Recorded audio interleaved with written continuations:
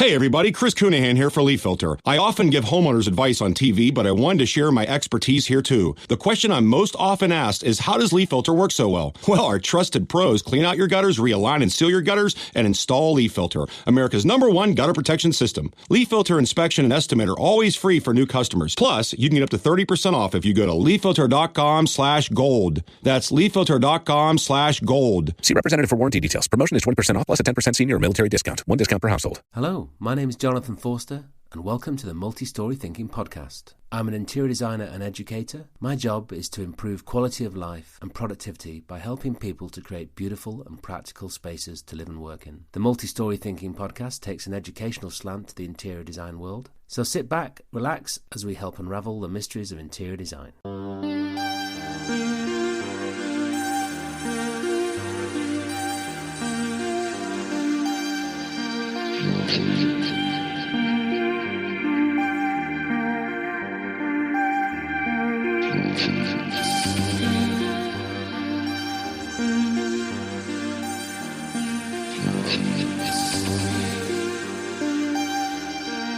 In this episode, we meet Elina Grigoriou. Elina is an interior designer, sustainability and wellbeing expert, and Director of Grigoriou Interiors. With 18 years' experience in the commercial interior design sector, she has extensive knowledge of human-centric design to complement her natural creative talent and passion for sustainability. She is an industry specialist in designing for well-being and author of Wellbeing in Interiors, Philosophy, Design and Value in Practice, a practical guide that explores how interiors impact on well-being. I spoke to Elina via Zoom in early 2020. In this episode, we discover the importance of user profiles and the role of empathy in the design process, how space can support activity and how interiors impact on the body, mind and emotions, the impact of ego on the design process, and why, before getting to know your client, you must get to know yourself.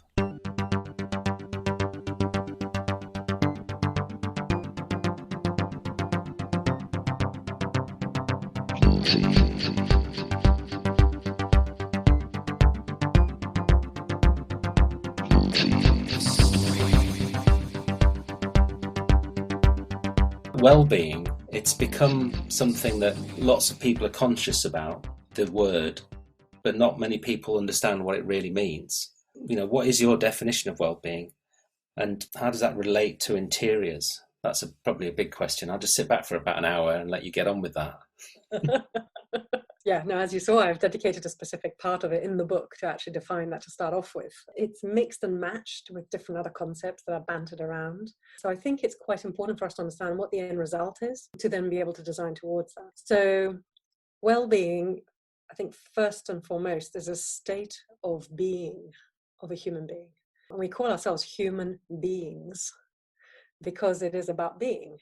You know, you exist. And it's not something that belongs to the building. It's not something that belongs to the interior or another physical object. It is part of the person or the people we're designing for. That distinction is really important to understand, first of all, as part of a brief of a project, and also to manage expectations of both the client, the occupant, and the to-do list of a designer.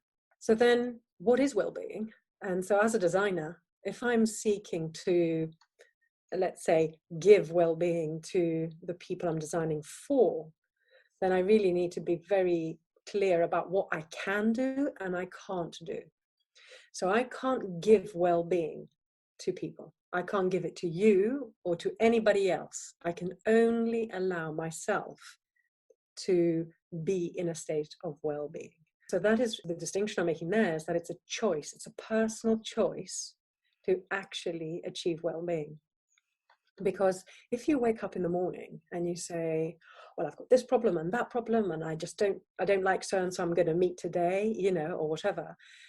No one can change your mind if you've decided to have a certain mindset when you get up in the morning. It doesn't matter what interior somebody's designed, you know, or what kind of awards you're given.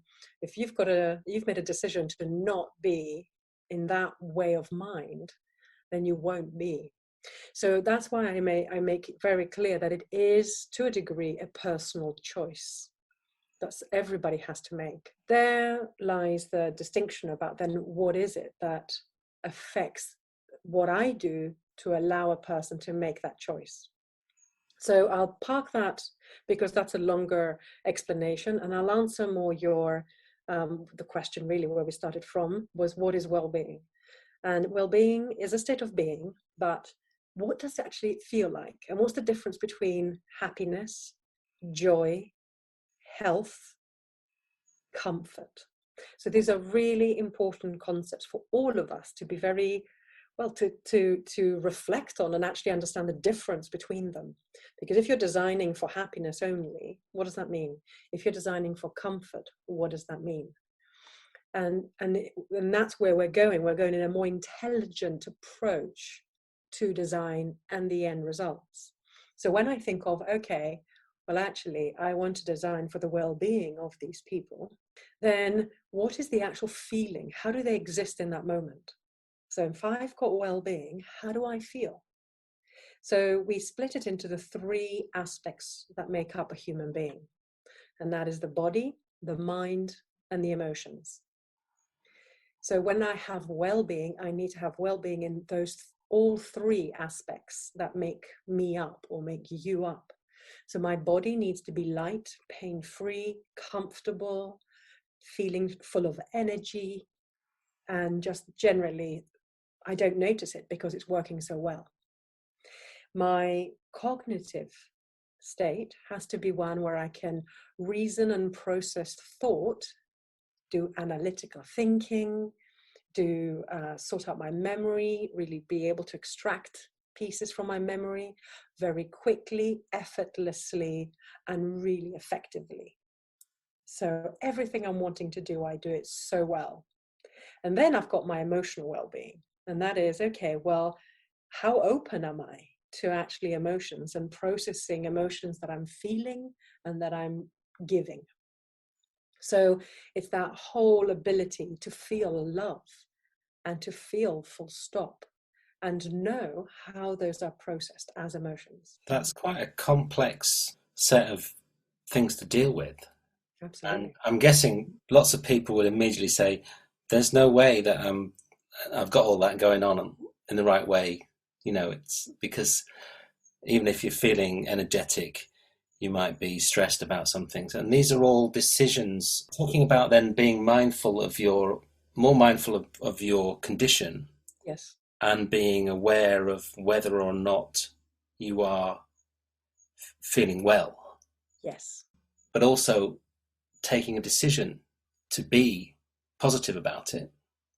It's not about forcing positivity. I think that's really important because that is kind of what is being talked about sometimes, isn't it? So, for example, then, am I going to only have well-being when I don't have a problem?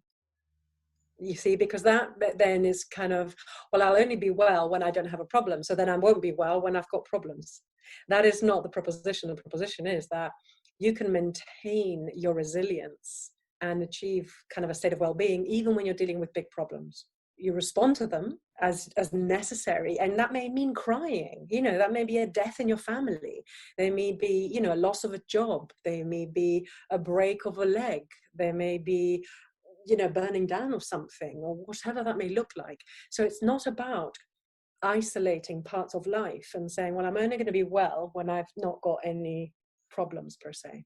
Yeah. Our attitude to life itself about all that happens that makes us actually maintain resilience and achieve well-being. So that interesting, that use of the term resilience, I'm familiar with the sort of business coaching approaches to how you evaluate situations and take a more positive look at it, you know, to acknowledge what's happening, but then how do we move forward? And the state of being aware of your level of well-being is something that, do you need to be trained? You need to be trained to understand? Yes, it needs, when we say trained, I mean, I use that word very loosely. Yeah. I think, yes, you need to apply yourself. You need to look at actually what you're doing. You need to reflect. That may be, you may do that going for walks every day. You know, it's not, you know, you may do that listening to different podcasts such as this, that, you know, just puts a seed in there and makes you think of and look at things differently.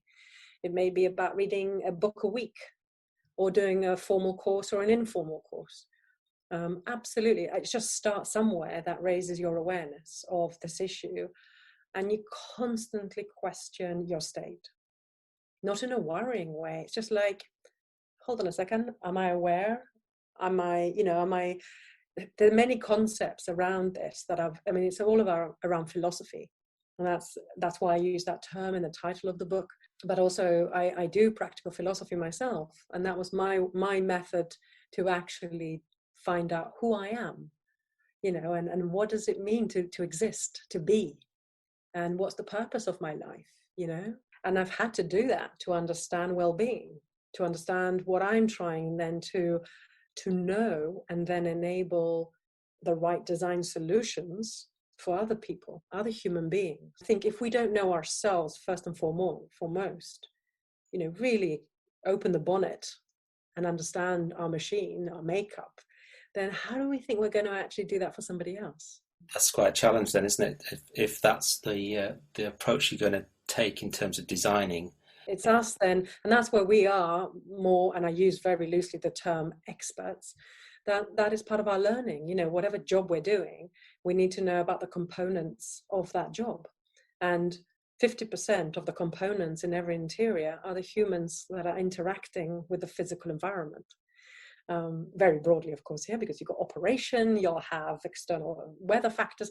But the point is, if for us to class any interior, any building as a successful building and interior, the purpose of it being there has to be to support the people that are going to be using it.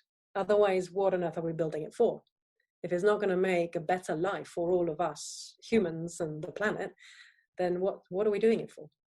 And so it's really important to know that is the harmony that we're trying to create. So then you have to know who you're designing for to know if it's a successful solution.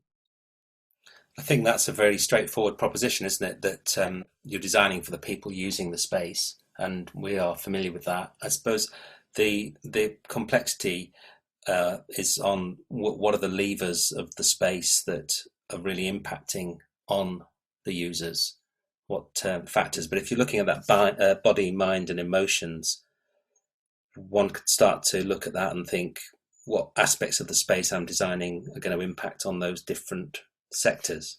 Yeah, but they do. You see, you can't say, well, which one is going to affect a person, because it's not a choice that we have. The space affects everybody all the time.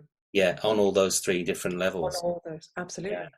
Yeah. So looking at something, I suppose, thinking about the body, we could look at ergonomics, couldn't we, and create comfortable environments. But we also need to think about what our mind is thinking whilst it's sat down, what emotions we're stirring through the various different aspects of the space.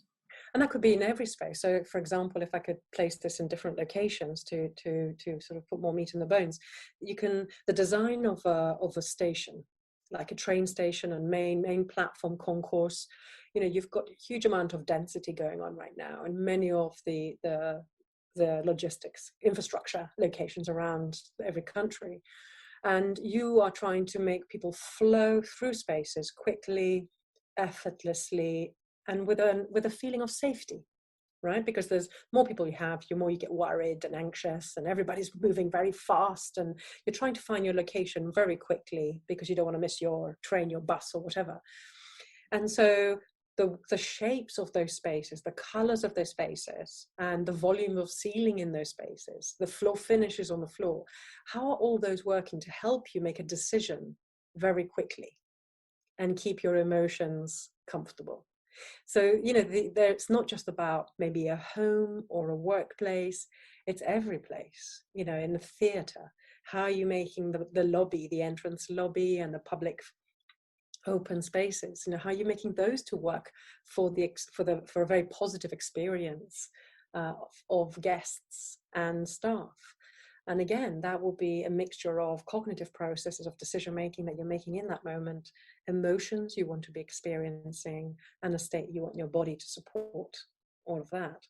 So it's happening every single space that we occupy right now, where you and I are, where everybody listening right now, they could just look around. Everybody who's listening right now, please do look around where you are and actually think about how is the ceiling height, the dimensions of the room, the width versus the length. How is all of that actually being acknowledged? And the colors, the lighting, what's the temperature like? And you're trying to concentrate on what we're talking about. So is that supporting that activity or not? Reality is that we actually are all experiencing spaces that will have a kind of, what I will very, very crudely say, a negative effect in what we're trying to do. Because having 100% of every interior support our comfort all the time is actually not possible. And I say that from now. It's how close can we get to it? Because we are doing different tasks in spaces that are supporting maybe two types of activities, and so you're trying to get as close as you can consciously. You're consciously understanding what the impact of the space is going to be for one activity as against the other. And then you can then make a more informed decision about, how you're going to make up for that gap. Because you may do that in music, you may do that in flavor, you may do that in smell, you may do that in time, how long you're going to stay in that space for. You may manage that then. So it's about actually making more informed decisions for users on how we use the space after we know how it's affecting us. The role of the designer here is really to take those initiatives and that knowledge and apply it to the users who probably aren't as attuned to what we're talking about. Absolutely. I mean, that's a big, it's really important that, with everything new, there's a lag of, society more broadly and clients that we meet every day. So these days, when I go into a meeting and I talk about sustainability, I don't see the eyes glaze over, of clients. They're like, oh, yes. And they may start in, telling me quite proudly about whatever initiatives they are doing already, which is great. But 10 years ago, when I started talking about it, they were like, itchy, sort of they'll start moving around their chair and like, let's change the subject because I've got no idea what you're talking about, dear Elina. So it was a very different way, of course, of talking about it 10 years ago where it is today. And the same thing with the well-being. Clients are slowly starting to learn. And everybody has heard the word mindfulness once or twice already, at least, if not downloaded the app and tried it once or twice. So I think it is about us understanding where on that journey our clients are at, understanding what we can nudge forwards in the design, in the operation, in the language that we use, or where we can do a shove. I always talk about nudges, shove, different issues also in the same project will need one or the other of approach. So I see some clients that are already meditators, and actually really mindful about how life affects them. And maybe that's why they've actually come to us. So I get clients that come to us because there is increased awareness of well-being and of sustainability. So they choose us on purpose. It's come into the debate, hasn't it, well-being? Particularly we see it in the office environment. In fact, every area, certainly commercially, I think, where you've got people entering spaces for whatever reason, that there's a growing awareness of well-being in the student sector as well. The mental health issues with students just seem to be exploding every year. But maybe that's just there everywhere. Everyone's, but we're just looking for it perhaps more. But what's been the driver in terms of well-being becoming a more popular? I don't want to say the word popular, but mainstream, or something that people are actually focusing on. Excellent question. Yeah, I think it's very, very important, really, that we address this. I'd like to come from the angle that it's not something that's trendy. It's not something that I think people are suddenly choosing to do out of a whim. I think it's looking at human nature and saying that we finally are admitting what we are. And it's that process of us saying, actually, I'm not just my thoughts, I'm not just my feelings, and I'm not just my body. I'm all of those three. And it's actually finally, I think we get to the point of saying, oh yeah, just the way I'll sprain my ankle and I'll go to the doctor to look at it and I'll need some repair time. Similarly, if I theoretically sprain something in my emotional structure, I will need to go to a doctor to take care of it and for me to heal so I can get back out running again. There is a perception that that is something we're adding on to ourselves and onto society, but it's not. It's actually saying we're sitting back and actually really understanding what our makeup is, and that it's okay to be well or unwell in any part of our makeup. And it's something you always need to keep a check on, a health check, and that's what we're talking about. Well, is it something that people find uncomfortable to come to terms with, talking about emotions? Did you say, do I? Yes. Yeah. Well, no, I think I'd like to think I'm a bit better at it than I used to be. Actually, I'm less embarrassed about talking about stuff like that, I think, in front of people because, like you say, it's become more mainstream. But I sense that people will be looking at some of the techniques, and there's a lot of stuff around this subject, isn't there, that you can dip into that might be a little bit too, I don't know what the right word for it is, but sort of hard to quantify or justify, or I sense people find it hard to talk about these sort of things, or hard to even look at themselves and be aware of what's impacting on them, so Absolutely. say to look around and design, we're always shaping space, aren't we, with the thought that actually that space should be impacting on the users, but a lot of the time we're probably just thinking, oh, we want to make it look nice, or that's the space I've got. But people's ability to look at a space and think this space is doing this to me is very underdeveloped, isn't it? And I think that it's that mindset which is hard to encourage or to develop. Yes to all of that. So just to answer your first question about do people get uncomfortable about talking about emotions, so that was the first where we started this last bit, and I'd say yes and no. So people feel uncomfortable when it's in a situation where they're going to feel vulnerable, when they're going to feel that they're going to be judged for any emotions that they're feeling, and they'll openly express that, where they're going to be told they're not enough or not good enough, so anything like that will limit somebody to open up, not just to others, but to themselves. Because none of us want to admit that we're not going to be good enough, to ourselves. That's kind of like, kill me now, that's like, I don't want to know that I'm not going to be enough, or that I'm not going to do a good enough job for somebody, or that I'm going to lack in some way, all of that. And I mean, these are all stories that our mind makes up. And these are we've been slightly trained by society to think that way, that you're going to be accepted only conditionally. Only when you're this way will I like you or love you or keep you or give you a job or, give you another chance, all of that. And so it's a massive issue as far as happiness. And that's what I mean about well-being, that it's a choice. Only when you're able to look at all of those things can you actually feel light and free and able to be yourself. And that is when we bring out the best parts of ourselves, when we're actually able to touch our full capacity, because we're not limiting ourselves to a smaller form that has been perceived as acceptable, but we're actually saying, no, it's cool. I'm going to be actually much more open, and I'm going to bring, my creativity comes from such a deep source of energy and consciousness, whatever you want to call it.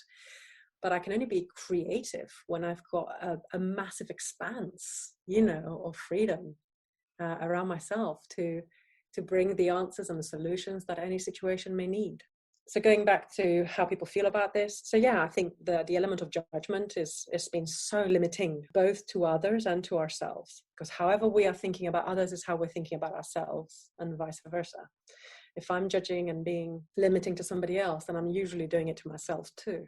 So tackling, and this goes back to what we talked about earlier, that if we're looking to support the well-being of people that we're designing for, that's going to be so closely connected to finding our own well-being. And so it is actually such an opportunity for every designer to want to do that, to achieve their own well-being in the process of actually achieving it for your clients. That's an added bonus then, isn't it? That I hadn't thought about it like that. I think certainly when you start talking about well-being and delivering that ability to, I need to be careful how I describe this. You're not delivering well-being. You're delivering the opportunity for someone to be in a choose positive, to be well. Yeah, choose to be well. You become more aware of it yourself. That's clear, isn't it? The benefits of it. Yeah. In terms of how we are designing, what are the key things that we need to do to make designing for well-being a successful process? Going back to what well-being is and isn't, I talked about the idea of comfort and health. If we are not able to give well-being to somebody, then the question goes, okay, well, how do I, and I'll bring it back to myself now, how do I choose to be well? I can be well when I am actually generally comfortable. So then what we're looking at in the design of the physical space is how that is supporting the comfort of the occupiers. And that will be comfort physically. So am I too cold? Is the acoustic quality bad? Is the lighting quite glary? Is the air quality really negative? All of those issues will be removing comfort. And then I'll be using whatever energy I have or capacity to make up for all of those negatives. And so I'm using my resilience to plug these holes to allow me to perform for whatever the time duration is. The more we design to support those comfort levels, the less we are asking of occupants to use up their own resilience to prop themselves up to do whatever it is they've come to do. And that could be from sleeping all the way to working out, in a gym or relaxing in a bar or attending to a report, learning in a school. All of these are just tasks. Even sleeping is a task, right? So how well can you sleep will depend on, how quiet it can be, how dark it may be, how comfortable the bed is, all of these factors.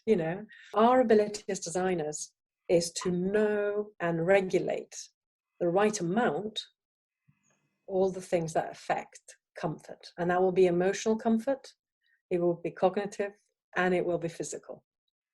Emotional comfort, for example, will be about the right colors, the right texture combinations. Like if you've got a deep velvet with a really deep color, and then you've got a very crisp linen with a very cool color, you'll have a very different feel based on both of those. They'll support introspection or higher, quicker thinking.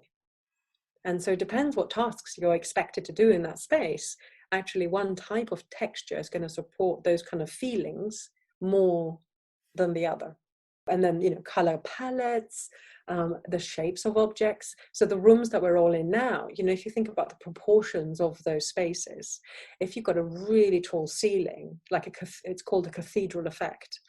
If you've got a very tall ceiling and very extreme proportions between the width and the length, you'll have a tension that's going to build up in that space. So your attention is constantly going to be distracted. So if you want to concentrate on something, then you want to have a lower ceiling. So that will be chapel effect. And so depending on what tasks you're doing and activities, and whether you want people to connect together or not, or have a more relaxed relationship around a space, then you will change the proportions of that room to support that. But of course, it's an accumulation, because say you've got the right proportions in the room, but then you put either very curvy, very soft, very nuanced wall coverings, or you put very angular, very sharp, very contrasting color, wall coverings. Those immediately will make you feel a very different way. One will extremely pump your stimulation. The other one would really let you lay back and actually introspect and open up emotionally. So one of them will be really good to bring people together and make them chat and open up and sit together. The other one will be very good for actually getting things done, being on attention, processing things very quickly. So, if you were trying to create connection in a space that's been designed for high stimulation, then I will be using my resilience to try and constantly pump myself up or bring myself down to perform the task I'm trying to do. It's like trying to run a sprint with high heels on. or dance something very nice with a pair of still caps. So, you use the right tools for the right situation. And that's what exactly, it's an extension of a tool. Because the building, the spaces we live in are tools. They're nothing different. They're just tools. So getting to know what the users are doing and the actual activities they're doing during the day or during the use of the space, and also the type of emotional or psychological state they need to be in to perform that task correctly. Use task in its loosest sense there.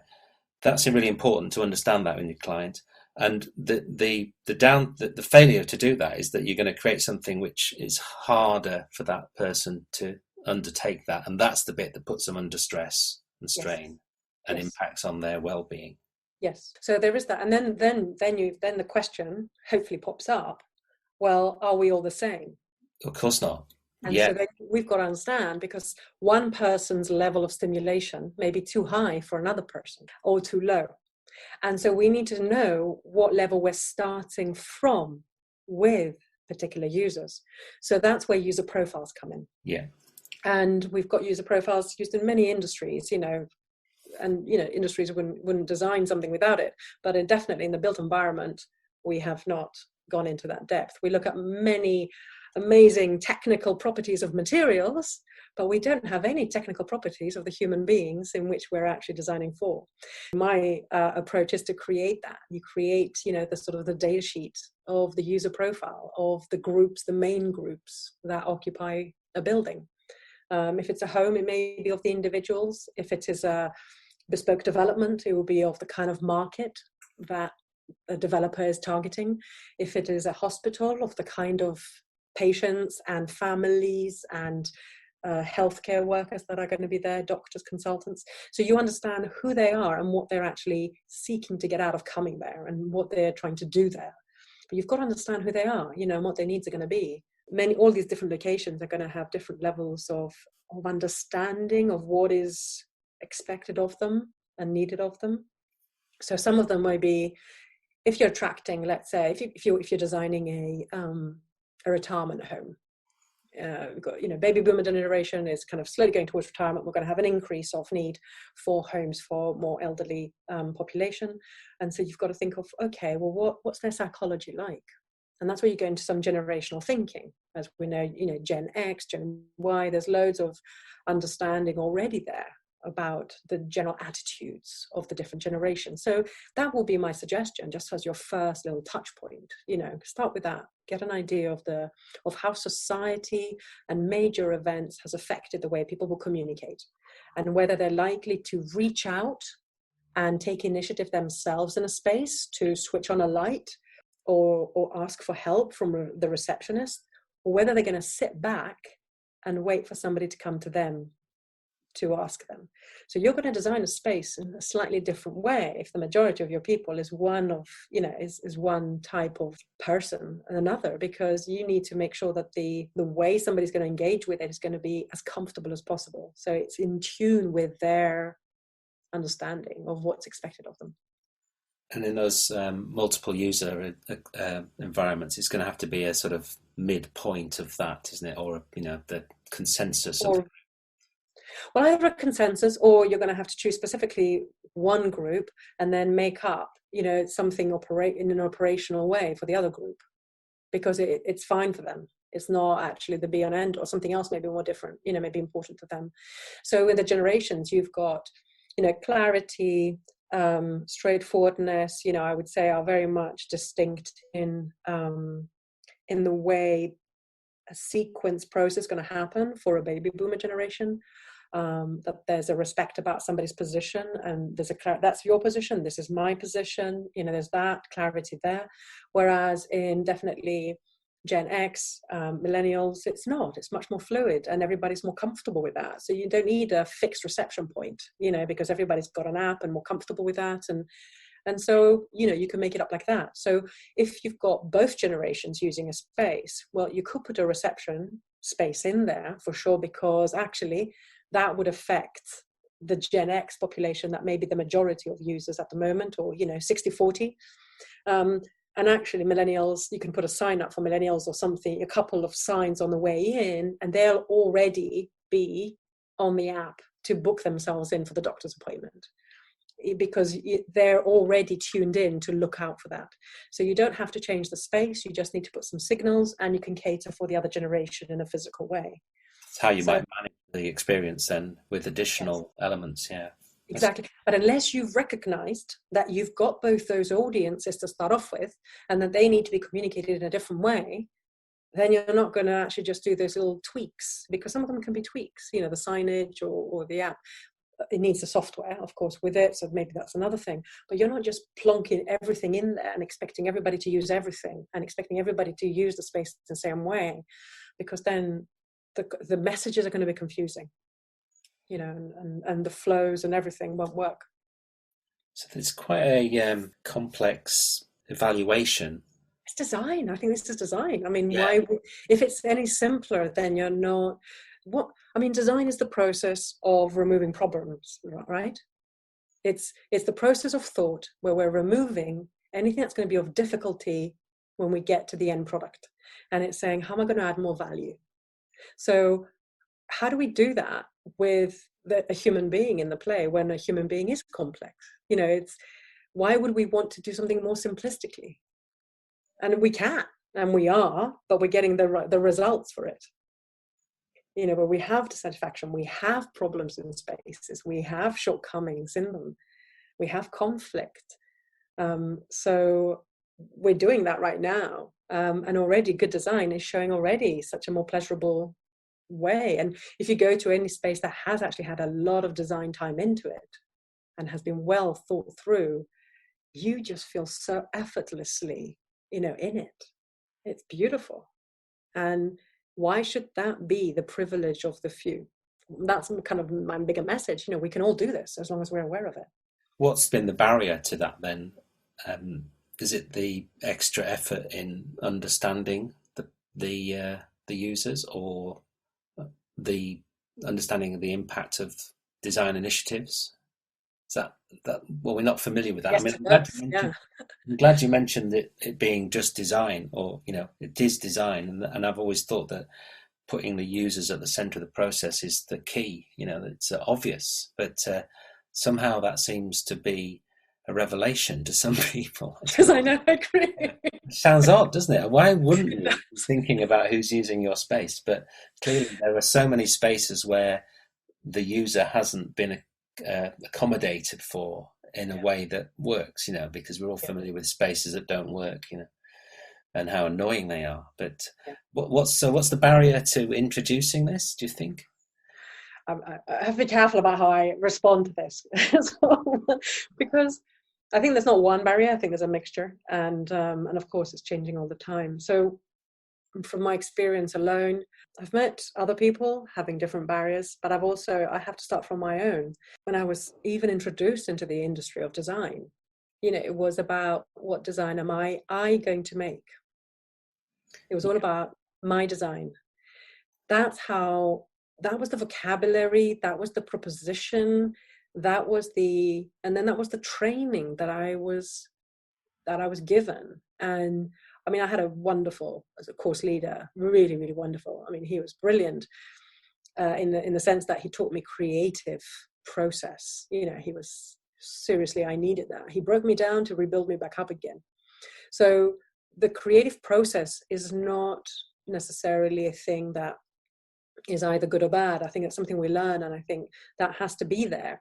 But I think the objectives of the process have to be questioned. And I think we're all going into projects, jobs, relationships, careers with particular objectives. And I think if those are in conflict with a win-win situation, then that means, somebody's going to win and somebody's going to lose, or perceived so. So if I'm going into a design career with the idea that it's about my glory, my success, my awards, my money, whatever, my titles, what title, my respect by the industry, whatever, the perceived end may be. If it's any of those, without it being, it's also for the people, and I compromise the wall color, that feature wall color that I've always wanted to design an interior with, And then the end users have all kind of said, we hate that wall color. Do I feel I've lost? Like, if I have to change it to a color that actually reminds me of my old home and, memories associated with that. No, and that's where we're bringing our own personal preferences into a project that we're not going to live in, but the people are. Is that removing the ego from the design process then, the designer's ego and the prescriptive nature of design? Yes. So ego is a massive subject in itself, and I hope you noticed, I did a big effort not to mention the word. So, but you mentioned it. Is that good? No, I'm glad, because I end up always taking the conversation to ego. So I'm always trying not to be a kind of a same topic person, if that makes sense. She's off on ego again. Absolutely, she's off on ego again. So it is ego, and I think this is also, I'm delighted, of course, to touch upon it, because I think it's so important to talk about ego. Ego is not bad in itself, and I think that's a really big idea to get our heads around. Ego in itself is not good or bad. It's when it's allowed to overstep its role, when ego is leading, that it can create then problems. So that is extremely important for us to understand for ourselves, and what's the taste? What does it taste when my ego is leading? We all know when our ego is leading. We have a feel of that, I have a flavor around that when I know my ego is leading. Even doing this podcast, I can think, there's moments that you'll ask me a question and I can think, well, I could answer it like this, and I can feel my ego kind of thinking it's going to claim that answer, or it's going to claim an idea or whatever. And it's like, no, what's the answer that's needed? What's the answer that's going to help the audience know whatever I'm trying to share? So the decision of whether the ego is leading any activity that we do, and that is throughout the design process, of course, there's so many decisions that we're making. And it will be all of those that in the end, that throughout the process, we have to be conscious if it's our ego that's leading a decision and a proposal, or if it is a win-win for everybody. And that is, again, going back to mindfulness, you being more mindful. But wow, imagine having the whole time throughout a design project being mindful. The freedom, the sheer joy of connection, and you feel good about yourself. You actually feel good about yourself, not letting your ego lead. I think I don't know whether I've clearly got an ego. I know that, but I've been trying to train my design ego to take a more backseat role in the process of design. And it's partly the recognition that, those spaces aren't for me, and I'm more of a facilitator. And I think that's something that we were never taught at uni, to be a facilitator. And I think that shifts the emphasis, doesn't it, from something that is being handed to somebody, and if you're lucky it'll be perfect and just what they wanted. But certainly in office environments where people seem to find any excuse to complain about something, and it's often not the reason, the thing they're complaining about is not actually the cause of their angst, but if you start telling people how their office is going to be designed, they just start to lose control and and disengage. But the stress goes up. The stress goes up. They're being told what aggressive. Yeah. So that removing that from the whole process and having a bit more of an empathetic approach to the engagement has been really successful from my perspective, and it just seems to make sense. Of course it does. Yeah, it absolutely does. I mean, I completely agree with your experience and mine about having empathy. And again, that's one of the tools I encourage designers to adopt. And again, I wrote about it in the book. Empathy is really important to understand. And I think that it's an actual activity. And some of us do need to train it. We need to actually train the activity of empathy. What does it mean? And I love this little video by Brené Brown. I don't know if you're familiar with her. She's a psychologist. There's a lovely video also on the RSA website, I think it's YouTube. Really look it out, everybody. It's the distinction between empathy and sympathy. And she talks about how sympathy is creating disconnection and empathy is creating connection. So if you're empathizing, you're understanding. If you're understanding, you're getting more information and more knowledge. So you'll make better decisions. And you'll actually know how to pitch your proposal, for better success. I mean, it's a win in so many ways, but it means consciously wanting to listen to somebody else who you may think is different to you. I mean, it's such a current topic, in so many social issues right now and over the last 5 years.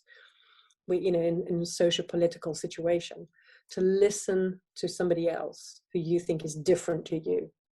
And whenever we're designing for people, we're an office, as you said before, you'll see people in there of every ethnic, age, style, level, and it is really, I mean, this is where the power of being a designer is in, that it's in your power to make yourself approachable to all of those. And the more you're able to do that, the more powerful human being you will be. And it's such a privilege for us to do that, to be able to talk to all of the strata that we'll find in any company, in any school, in any kind of, location, that we have that ability to connect with so many people of such diversity and really get the pulse, of humanity to a degree, to know then how we can plug into it in its best way. I mean, God, I love that. That's what gives me kicks, is actually knowing the people and being able to support them. That for me is, well, it just makes me so happy.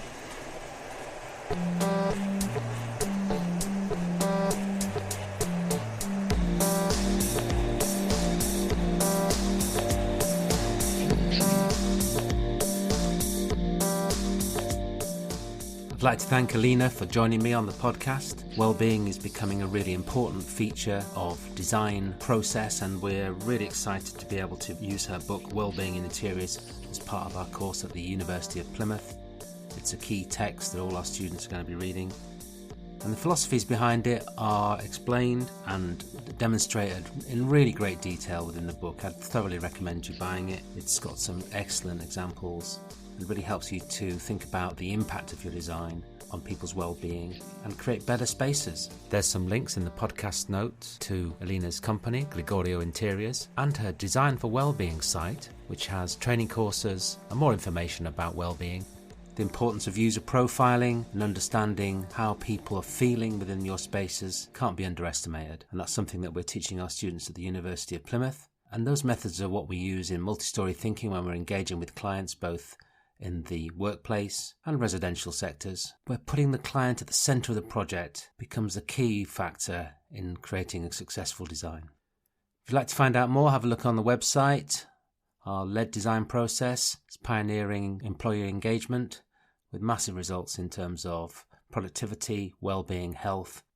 And if you want to know how to be a kick-ass interior designer, have a look at the links to the course in Plymouth. I'd like to thank Dave Clark from I Am The How for technical support in the setting up of this podcast, Kay Hansen for her co-hosting and admin role in these and our educational podcasts for the University of Plymouth, and Mark Frith for the music. Next week I interview interior designer Zach Pullman. Love to hear some feedback. If you've got any, leave a comment or get in touch with me via Instagram or through the website. Thanks for listening. Bye for now.